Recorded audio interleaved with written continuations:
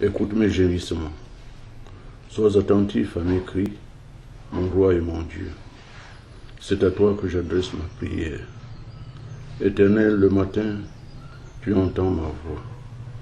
Le matin, je me tourne vers toi et je regarde, car tu n'es point un Dieu qui prenne plaisir au mal. Le méchant n'a pas de demeure auprès de toi. Les insensés ne subsistent pas devant tes yeux. Tu es tous ceux qui commettent l'iniquité. Tu fais périr les menteurs. Éternel, abhorre les hommes de sang et de fraude. Mais moi, par ta grande miséricorde, je vais à ta maison. Je me prosterne dans ton saint temple avec crainte. Éternel, conduis-moi dans ta justice à cause de mes ennemis. Aplanis ta voix sous mes pas, car il n'y a point de sincérité dans leur bouche.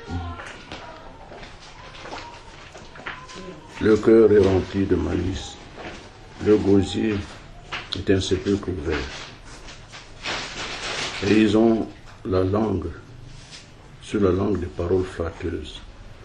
Frappe-les comme les coupables, ô Dieu, que leur dessein amène leur chute. Prépare-les au milieu de leurs péchés sans nombre, car ils se révoltent contre toi. Alors tous ceux qui se confient en toi se réjouiront. Ils auront de l'allégresse à toujours, et tu les protégeras. Tu seras un sujet de joie pour ceux qui aiment ton nom, car tu bénis le juste, ô Éternel, tu l'entoures de ta grâce comme d'un bouclier. Amen. Amen.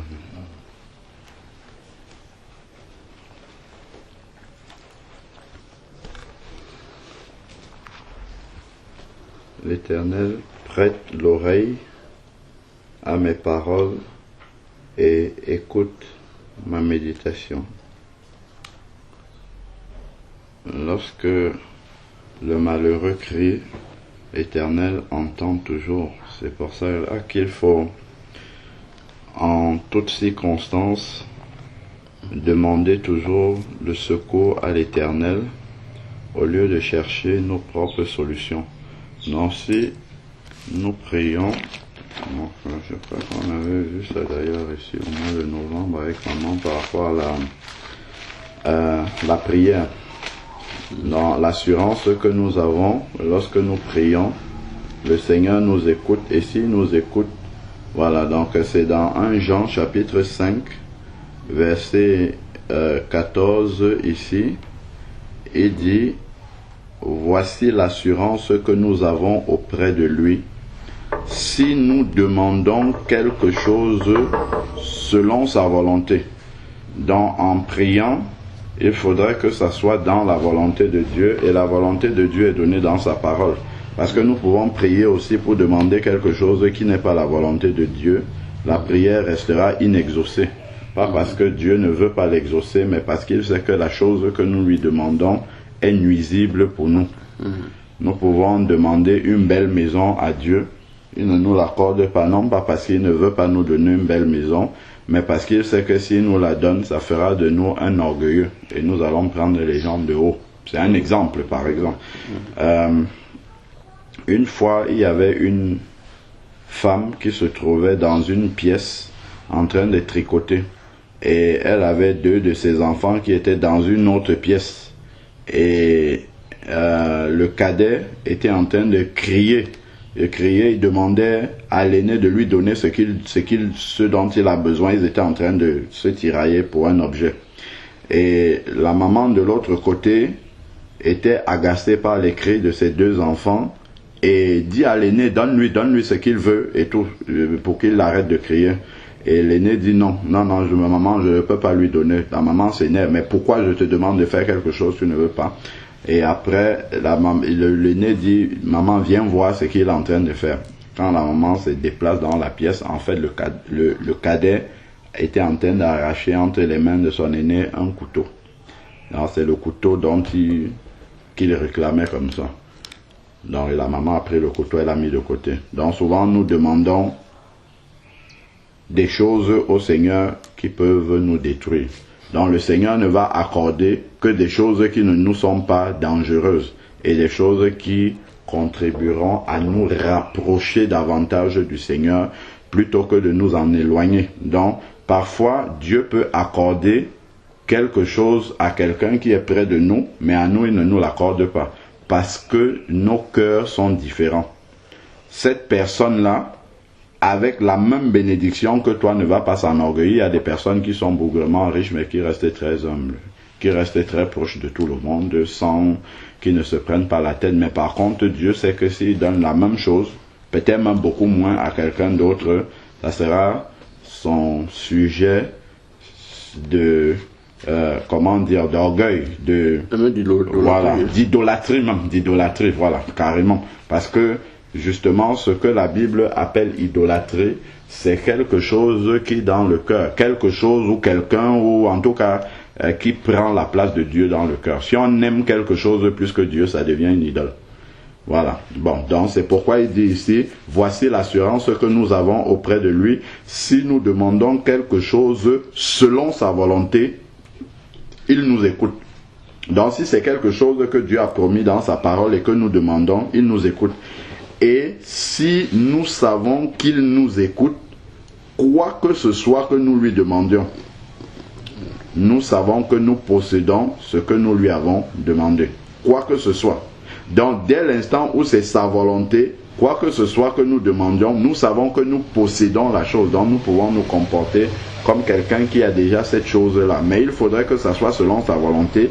Et la manifestation de l'exaucement n'arrive pas instantanément. Nous possédions la chose, c'est possédé par la foi, ce n'est pas physiquement. Donc, Dieu lui-même, selon son propre calendrier, choisira le moment où la chose deviendra visible entre nos mains. C'est pour ça que Hébreux 11, verset 1 dit que la foi est la ferme assurance des choses qu'on espère et la démonstration de celles qu'on ne voit pas. Si on commence à voir la chose avant qu'elle n'arrive, ce n'est plus la foi.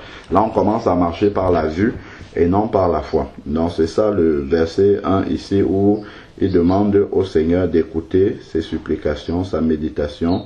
L'Éternel, dès le matin, entend ma voix. Dès le matin, je me préparerai et je regarderai vers toi.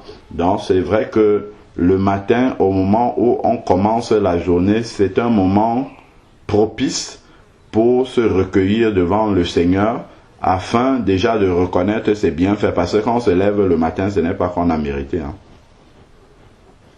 Ce n'est vraiment pas qu'on a mérité. Et il y a un message que je partageais ici avec maman le lendemain du jour où je suis arrivé. Elle était assise ici et moi j'étais ici. Et dans ce message-là, je me souvenais d'une histoire que une sœur à l'église racontait d'une dame âgée dont elle s'occupait. Et quand elle venait au culte, la sœur en question, elle disait vraiment, quand tu te lèves le matin en santé, il faut vraiment remercier le Seigneur de tout ton cœur, car tu ne sais pas quel privilège tu as de pouvoir te lever en santé et de pouvoir être libre d'avoir la motricité de tous tes gestes. Parce que moi je m'occupe d'une maman et cette maman-là a perdu la motricité de ses bras. Donc souvent elle reste comme ça. Et puis il y a peut-être la salive qui pend ici là. Elle n'a même pas la motricité de lever la main pour essuyer. Donc elle attend, elle passe peut-être la nuit avec. C'est quand je viens travailler le matin que je vais prendre un mouchoir pour nettoyer. Elle n'a même pas cette motricité là. Et on partageait dessus avec maman. Et à un moment donné, elle s'est retrouvée dans cette situation là. Où ce sont les autres qui devaient faire la toilette, ainsi de suite. Donc souvent ce sont des choses qu'on peut lire, on se dit non, je suis très fort mais je ne peux pas me retrouver dans cette situation. Mais seule la grâce de Dieu en fait nous permet d'être dans cette santé là que nous avons quand nous nous levons le matin. Alors, si Dieu, dans sa souveraineté, décide d'enlever juste un petit élément de notre corps, on peut se retrouver dans une souffrance extrême et être totalement dépendant des autres. C'est comme Brigitte, une fois, elle sortait de chez sa petite sœur Doudou et il y a une poubelle qu'elle a prise chez sa sœur à l'étage. Elle est descendue avec la poubelle pour pouvoir mettre, parce qu'en fait là-bas il y a des bacs de poubelle, voilà, à ordures. Et donc quand elle met le sac poubelle dans le bac ne se fermait pas, c'était déjà plein. Donc elle a essayé de forcer, et en forçant comme ça, il y avait une boîte de sardines ouverte. En forçant comme ça, ça a tranché le petit doigt. Juste le tout petit là, ça l'a tranché, mais elle était obligée d'appeler l'ambulance, de faire appeler d'ailleurs par d'autres personnes l'ambulance, et on l'a transportée à l'hôpital immédiatement. Elle a été opérée, je crois, c'était même sous anesthésie générale. Quand elle est sortie de l'hôpital, je causais avec elle, elle me disait qu'elle n'arrive plus à manger normalement parce que le petit doigt là était handicapé, était hors d'usage. Elle n'arrivait plus à manger. Elle n'arrivait même plus à se laver correctement parce qu'il faut tenir le savon, donc juste parce que le petit doigt là ne fonctionnait plus. Alors que c'est un doigt qu'on peut trouver encombrant même dans notre main. Parfois on se dit à quoi il sert même le... Mais juste parce que le petit là a été fracturé et opéré, mais c'est son mari qui venait l'aider à s'habiller. Juste le petit doigt là. Donc c'est pour ça que vraiment quand on a la pleine santé comme ça, il faut toujours être reconnaissant vis-à-vis du Seigneur. C'est quand le Seigneur nous prive d'une petite fonction de notre corps qu'on commence à se rendre compte de combien vraiment c'est une grâce de pouvoir jouir de la pleine santé, de ne pas avoir un mal quelconque dans notre corps ou bien une maladie quelconque. C'est vraiment une grâce énormissime. Énormissime. Voilà. Je crois que je vais m'arrêter là pour le temps. Amen. Oui. Exode 31.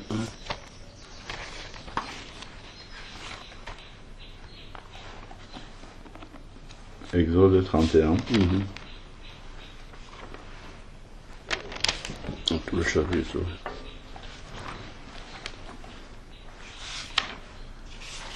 Exode 31.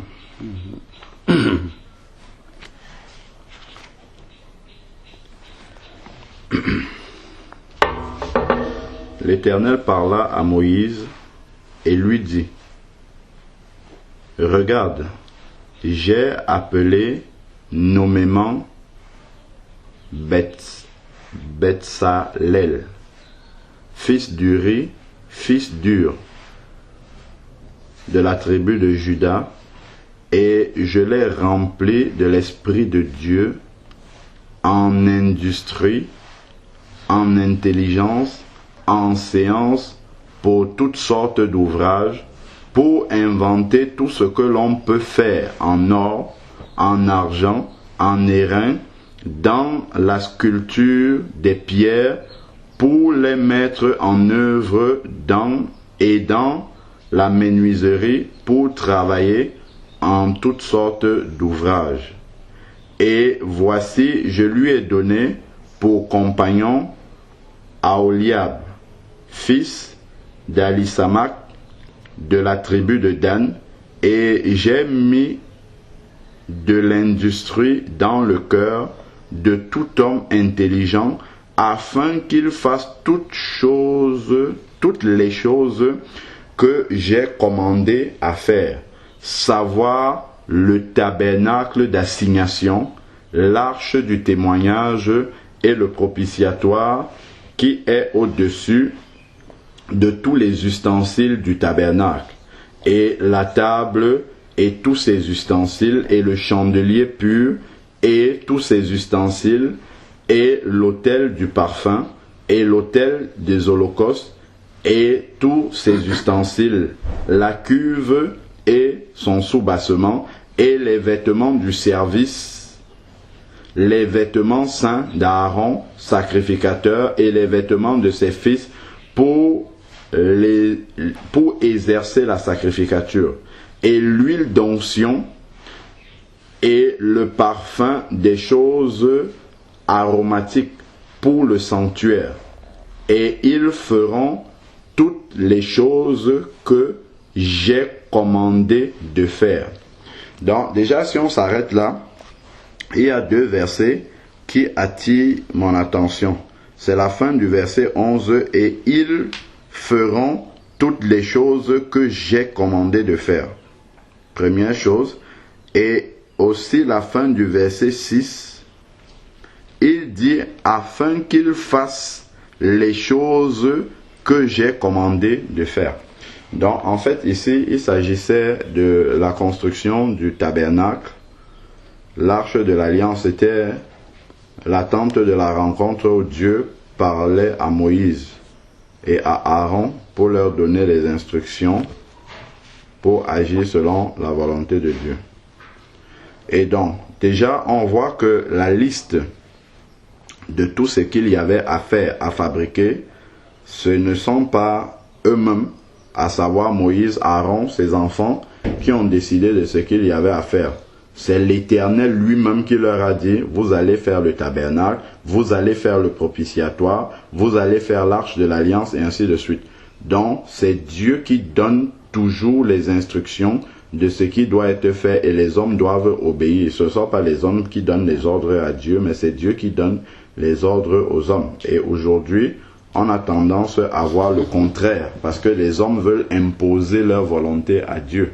Donc, ici, là, en fait, l'arche de l'alliance, le tabernacle et tout ça, c'est l'image de l'Église, en fait.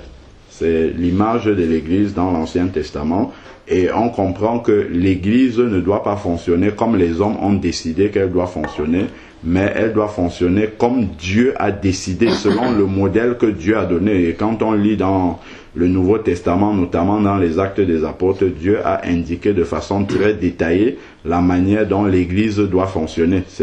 L'Église n'est pas une organisation humaine, mais c'est un corps spirituel que Dieu lui-même a créé par Jésus-Christ, et il a indiqué exactement comment cela doit fonctionner. Mais force est de constater aujourd'hui que les hommes se sont assis avec leur propre intelligence, ils ont décidé de comment l'Église doit fonctionner. Mais quand on voit ici là, Dieu dit qu'il vient d'abord choisir. Il dit ici là, verset 2, il dit, regarde, j'ai appelé nommément Betsaël, fils d'Uri. En fait, c'est comme ça qu'on devient un serviteur de Dieu. On ne part pas dans une école pour devenir un pasteur et on dit qu'on est serviteur de Dieu. Ça ne marche pas comme ça. Tu ne peux pas te déclarer être un serviteur de Dieu. C'est Dieu qui te choisit. Dieu vient, il voit ton cœur, il dit, Alain, toi là, je t'ai appelé pour me servir. Et il dit ensuite ici là, et je l'ai rempli d'esprit de Dieu. Donc c'est Dieu lui-même qui vient te donner cette capacité là de devenir un pasteur. Après, Dieu peut voir quelqu'un qui en veut, qui a cette volonté-là, et il vient lui donne cette capacité-là. Mais Dieu choisit et appelle qui il veut. Regarde tous les noms qu'il a cités là. Ce ne sont pas des gens qui ont, qui ont une distinction particulière. Non, Dieu dit, il est venu, il a trouvé des personnes incapables, des personnes qui n'avaient aucune aptitude, et c'est lui-même qui les a remplis. D'intelligence, ainsi de suite. Pourquoi? Pour qu'ils puissent faire tout ce que Dieu a demandé. Et c'est ça la différence entre celui qui est appelé de Dieu et ceux qui vont faire une école. Par exemple, celui qui va faire une école pour apprendre la parole de Dieu, il va enseigner ce qu'on lui a appris à l'école. Alors que celui qui est appelé de Dieu, quand il se lève pour parler de Dieu, il dit exactement parce qu'il n'a pas appris ça. Et c'est ça qui faisait la différence entre Jésus et les pharisiens. C'est pour ça que les pharisiens voulaient tuer Jésus. Parce qu'on se demandait de quelle école il est sorti. D'où est-ce qu'il vient avec ce qu'il dit là. Et justement, ce qu'il disait n'était pas ce qu'on enseignait dans l'école des pharisiens. Parce que lui, il recevait directement les instructions qui viennent de Dieu et il enseignait. Et justement, il était rempli d'esprit. On sait déjà que Jésus est né de la puissance du Saint-Esprit. Marie n'a pas connu un homme pour avoir Jésus. Il était né de la puissance d'esprit, du Saint-Esprit, et il était rempli de la sagesse qui vient de Dieu. C'est la même chose que ces deux qu'on a cités là. Et ils sont choisis déjà, par le Seigneur. Ils n'ont pas demandé, le Seigneur leur a accordé ce don-là. Et il leur a accordé également la capacité qui va avec le travail pour lequel il les a appelés. Et ensuite, il ne va pas les laisser comme ça. Il va leur dire exactement ce qu'ils doivent faire avec cette capacité-là qu'ils ont reçue du Seigneur. Normalement, c'est comme ça que l'œuvre de Dieu marche. Si l'œuvre de Dieu marchait comme ça, c'est que l'Église a la puissance que nous voyons dans les actes des apôtres. C'est que ça marcherait comme ça. Exactement. C'est parce qu'aujourd'hui, l'Église est devenue une organisation humaine où chacun peut s'auto-déclarer pasteur, il se lève le matin. Là aussi, c'est encore un autre désordre où quelqu'un va dire, moi je suis pasteur, et commence à bouffer de l'argent, à escroquer les gens. Il y a toutes sortes de dérives dans tous les sens. Donc c'est pour ça que ces textes-ci sont là pour nous rappeler exactement comment ça se passe. Quand on voit les apôtres de Jésus, les gens n'ont pas décidé eux-mêmes de devenir des apôtres. C'est Jésus qui passait et disait, toi suis-moi, l'autre suis-moi. Il y a des gens qui ont demandé à Jésus de le suivre. Il a dit non, toi reste dans ton village et témoigne de ce que j'ai fait pour toi. Donc on voit au travers de tout ce qu'on a lu là jusqu'au verset 11, comment est-ce que le Seigneur veut que nous puissions marcher dans sa volonté. Donc ensuite maintenant au verset 12 il dit, l'Éternel parla encore à Moïse, tu diras encore aux enfants d'Israël, outre cela, vous garderez mes sabbats, car c'est un signe entre moi et vous dans vos âges, afin que vous sachiez que je suis l'Éternel qui vous sanctifie. Et aujourd'hui, l'Église, normalement, est censée être sanctifiée. Sanctifiée, c'est mis à part pour Dieu. Donc, ça doit être comme le peuple d'Israël. Le peuple d'Israël vivait selon des règles de vie qui n'avaient rien à voir avec tous les autres peuples du monde. Parce que les règles de vie qu'ils respectaient étaient données directement par Dieu. Aujourd'hui, normalement, c'est comme ça que l'Église doit vivre.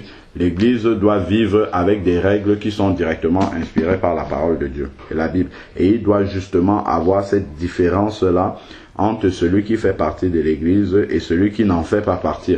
Et ça doit se voir dans son comportement, dans ses habitudes, dans sa manière de parler, dans sa manière de réfléchir, ainsi de suite. Cette différence-là doit pouvoir être visible. Donc, ensuite, il dit, donc, de garder les sabbats, il demande de ne pas violer. Quiconque violera sera puni de moi, ainsi de suite. Donc, c'était le repos de Dieu. Il demandait d'observer un jour spécialement pour être dans le repos, parce que Dieu a créé le monde en 6 jours, et puis le 7e jour, il s'est reposé. Donc, Dieu exigeait du peuple d'Israël qu'il y ait ce jour de repos-là. Et ça, c'était l'ombre, la figure des choses à venir. Parce qu'aujourd'hui, quand quelqu'un se convertit au Seigneur Jésus, Hébreu dit qu'il entre dans le repos de Dieu. De ce jour-là ne devient plus un jour particulier, mais c'est tous les jours, parce que Dieu est avec nous tous les jours jusqu'à la fin du monde. Et Dieu, on travaillera pendant 6 jours, et le 7e jour, c'est le sabbat du repos de l'Éternel. Quiconque fera aucune œuvre au jour du repos sera puni de mort. Aujourd'hui, les Israéliens, on va dire, respectent encore ça à la lettre. C'est-à-dire que le jour du sabbat, ils ne font rien du tout. Même allumer comme ça, là, un interrupteur, ils ne font pas ça, le jour du sabbat. En Israël, en fait, les hôtels, par exemple, ont l'ascenseur, mais tu n'as pas le droit le jour du sabbat d'appuyer le bouton de l'étage où tu vas. Donc, le jour du sabbat, ils ont un fonctionnement automatique. Donc, l'ascenseur est cadencé toutes les 10 minutes, fait tous les étages automatiquement, sans qu'on ait besoin d'appuyer dessus. Donc, ils ont programmé les ascenseurs comme ça. Voilà, ils ont fait toute leur vie comme ça, de manière à ce que le jour du sabbat, il n'ait pas à faire quelque chose. Même allumé, il reste dans l'obscurité. Ou alors certains qui ont des équipements entre le vendredi et le samedi, ou je crois au moment du Shabbat, la lumière s'allume seule, sans qu'il n'ait besoin de toucher. Bon, eux, ils sont restés fanatiques comme ça, mais c'était juste l'ombre des choses à venir. Voilà, dans verset 17, il dit, c'est un signe entre moi et les enfants d'Israël à perpétuité, car l'Éternel a fait en 6 jours les cieux et la terre, et a cessé au 7e et s'est reposé. Et après avoir achevé de parler avec Moïse sur la montagne du Sinaï, il lui a donné 2 tables de témoignage, tables de pierre écrites du doigt de Dieu. Donc ce sont les lois que Dieu a données à Moïse, que nous connaissons sous les 10 commandements, mais en réalité il y en avait 613. Et ce sont juste les 10 principaux que nous connaissons aujourd'hui. Donc je vais juste lire quelques versets là sur le Shabbat par rapport aux chrétiens aujourd'hui. Donc si on regarde dans Colossiens,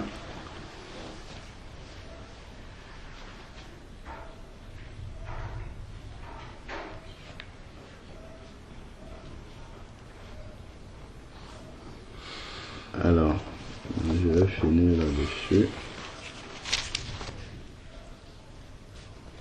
Voilà, Colossiens chapitre 2, verset 16. Il dit, Colossiens 2, verset 16.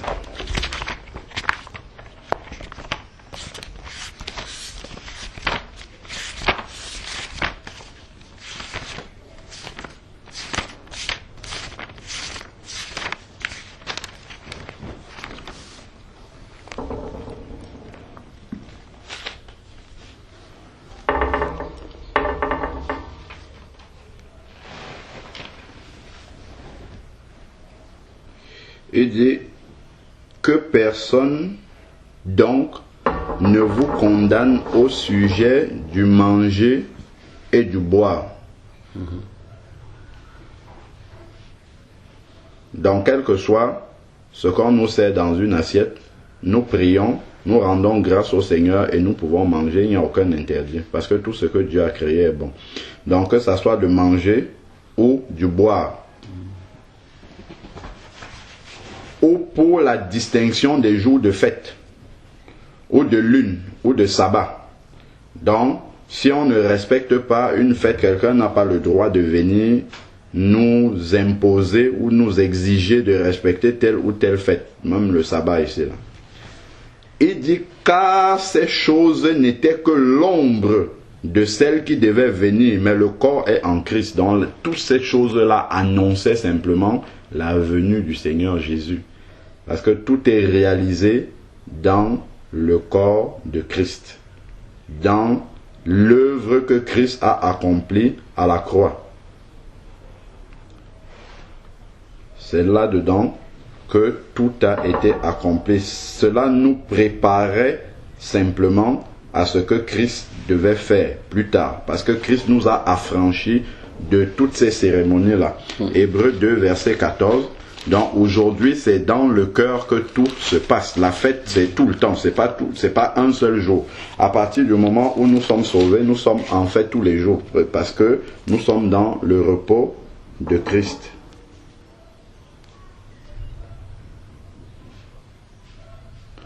Je crois que c'est dans Hébreux 4 ici qu'il parle du...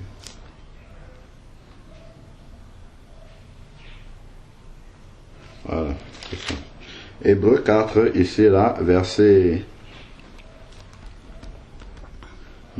1 déjà, il dit, craignons donc tant la promesse d'entrer dans son repos subsiste. Craignons donc tant que la promesse d'entrer dans son repos subsiste, que personne parmi vous ne pense être venu trop tard.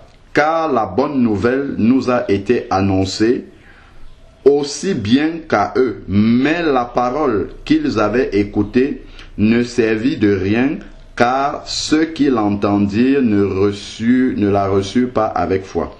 Pour nous qui avons cru au Seigneur Jésus, nous entrons donc dans le repos dont il est dit, j'ai donc juré dans ma colère qu'ils n'entreront certainement pas dans mon repos. les œuvres de Dieu étaient cependant faites depuis la fondation du monde. Car il a dit quelque part à propos du 7e jour, et Dieu se reposa de toutes ses œuvres le 7e jour. Et de nouveau dans ce passage, ils n'entreront certainement pas dans mon repos. Ainsi qu'il est réservé à certains d'y entrer, et que ceux qui avaient reçu les premiers cette bonne nouvelle n'y entraient pas à cause de leur incrédulité. Voilà. Dieu fixe de nouveau un jour, celui qui correspondait au 7e dans l'Ancien Testament, aujourd'hui, en disant aussi longtemps après, par la bouche de David, comme il a été dit plus haut, aujourd'hui, si vous entendez sa voix, n'endurcissez pas vos cœurs. En effet, si Josué leur avait donné le repos, Dieu ne parlerait pas après d'un autre jour.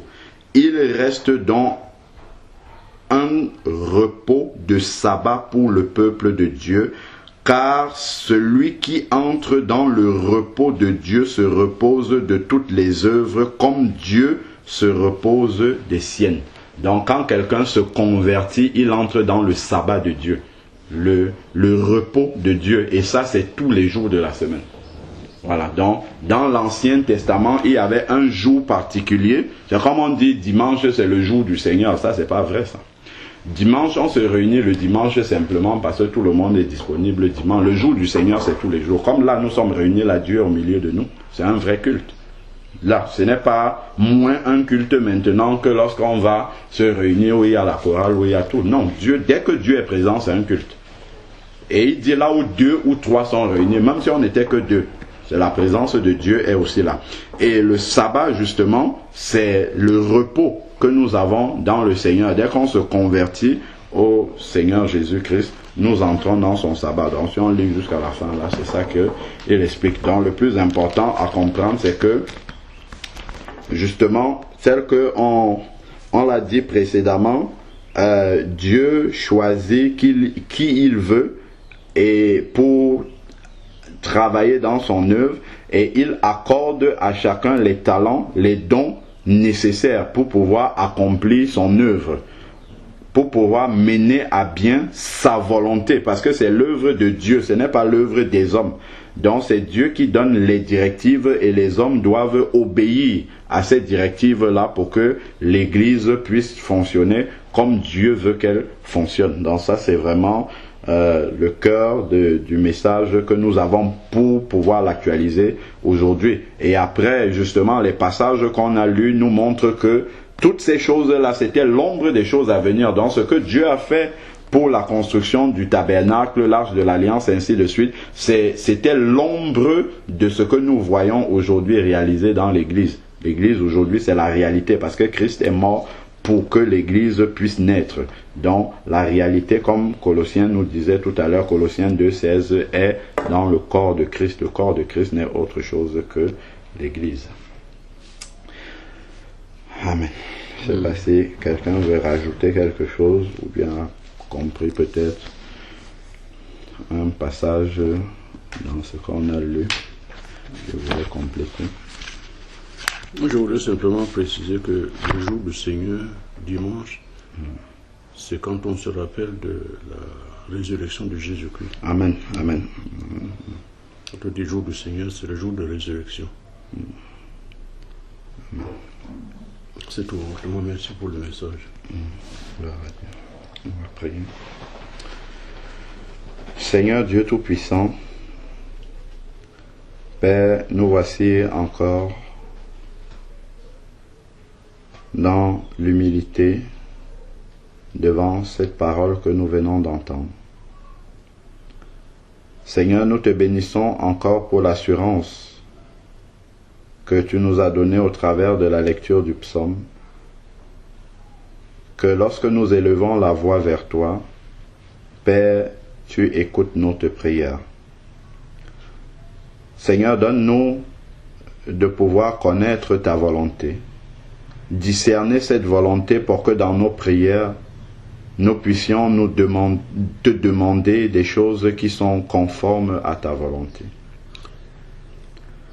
Seigneur, inspire toi-même nos prières pour que nous ne demandions pas des choses pour satisfaire les convoitises de nos cœurs, mais que nous puissions t'adresser des prières pour recevoir de toi tout ce qui nous est nécessaire pour nous rapprocher davantage de toi, pour marcher davantage comme tu veux. Père éternel, nous te prions encore pour ton Église, Seigneur Père, celle pour laquelle tu es mort à la croix, afin que tu puisses accorder à ceux et celles qui ont la charge de conduire ton Église, de pouvoir être dans ta volonté et faire ce qui est recommandé par ta parole. Viens encore et accorde la lumière, la révélation, là où il n'y en a pas encore, Seigneur Père, afin que ton Église puisse marcher comme tu veux. Accorde à chacun d'entre nous, Seigneur Père, de ne pas endurcir nos cœurs, mais que nos cœurs puissent toujours être ouverts à faire seulement ta volonté. Qu'en toute chose, Seigneur Père, nous puissions toujours nous poser la question, que ce soit ce que nous avons fait en geste, que ce soit ce que nous avons fait en pensée, que ce soit ce que nous avons dit en parole, que nous puissions toujours avoir cette question à l'esprit, est-ce que ce que j'ai fait glorifie le nom du Seigneur? Car nous ne vivons plus pour nous-mêmes, mais nous vivons pour te plaire, Seigneur. Tu vois encore combien grands sont nos insuffisances. Père, viens et comble nos manquements et aide-nous à marcher comme tu veux, Seigneur Père éternel. Que nous puissions être de véritables lumières, le sel de la terre comme tu veux que nous puissions être. Seigneur, tu vois nos faiblesses. Viens au secours de nos faiblesses. Tu vois même notre incrédulité. Seigneur Père, viens au secours de notre incrédulité. Que nous puissions être de véritables ambassadeurs du royaume des cieux sur la terre.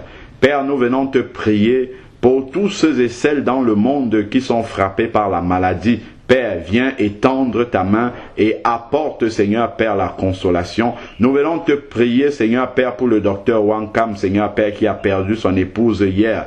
Père, toi qui es le Dieu de la consolation, viens et console-le encore, Seigneur Père, et conduis-le dans tout ce qu'il y aura à faire, Seigneur Père, pour l'organisation des obsèques.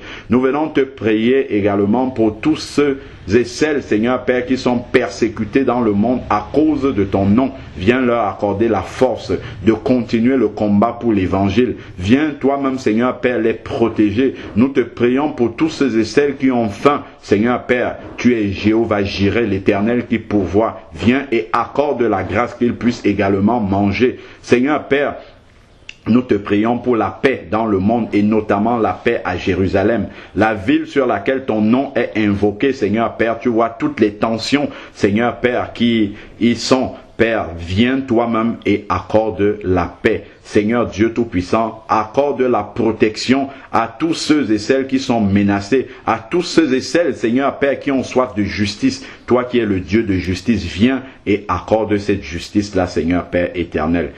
Père, donne-nous de pouvoir toujours être reconnaissants de toutes les grâces que nous recevons de toi. Béni soit ton saint nom encore au nom de Jésus-Christ. Amen. Amen.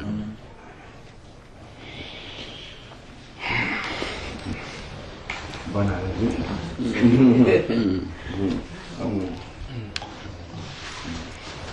Monsieur.